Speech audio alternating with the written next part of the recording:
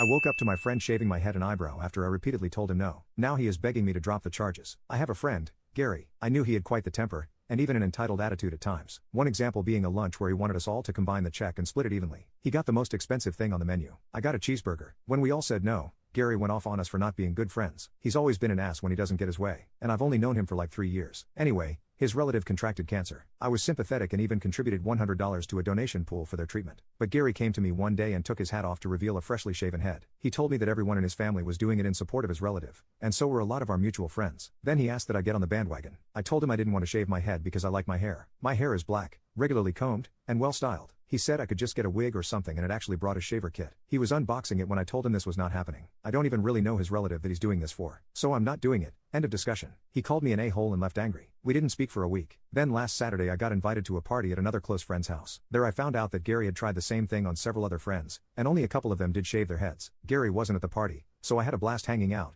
playing video games, and listening to rock music. But I had way too much to drink and couldn't drive home, so they said I could just sleep upstairs. I passed out on a bed and it was a blissful sleep till I was shaken awake by another friend who told me Gary had showed up late and they caught him shaving my head while I was passed out. I saw what I looked like in a mirror and wanted to scream like I was in a horror movie. Gary even shaved off one of my eyebrows. Gary was still there and acting proud of himself, saying now you're gonna have to shave off the rest, just like me. LOL. I was furious and called the cops. When they got there, Gary fully admitted to what he had done to me and even said he was justified. The police didn't seem to think so, as this is classified as a form of assault. They asked me if I wanted to press charges and the first words out of my mouth were, "Hell yes." Gary cussed me out while they took him away in cuffs. I tried getting my hair restyled into something presentable, but there was no saving it, and now I'm bald too. Now a bunch of Gary's family are telling me to drop the charges because Gary was off his meds and didn't mean to do it. I was like, what the F? Because I never knew he was on meds. But I still refuse to drop the charges. It'll take months to grow my hair back the way it was. I don't want to send Gary to prison, but I would like him to get some therapy and community service. With the way Gary has acted around me in the past, and what he did to me, I actually wonder how long before he got more violent. I've seen and heard of him getting in fights for less. Update post: Gary's family harassed me and tried to make me drop the charges. I not only didn't drop the charges, but I reported the harassment to the police. Only problem is it didn't bloody stop. In fact, it got worse, mainly from Gary's mother, whom I can see where Gary got his charming personality from. She showed up to my apartment a couple of weeks after the shaving incident to scream at me that I knew nothing about what they were going through, and a little hair wasn't a big deal. I told her my hair was a big deal to me, and what Gary did was inexcusable. Well, that earned me a slap on the face, followed by a swift kick to the nuts, followed by a few more kicks to my body after I went down. It was all recorded by a camera that I had. Watching the front door, one of my neighbors saw her, and screamed at her they'd be calling police. Gary's mom ran,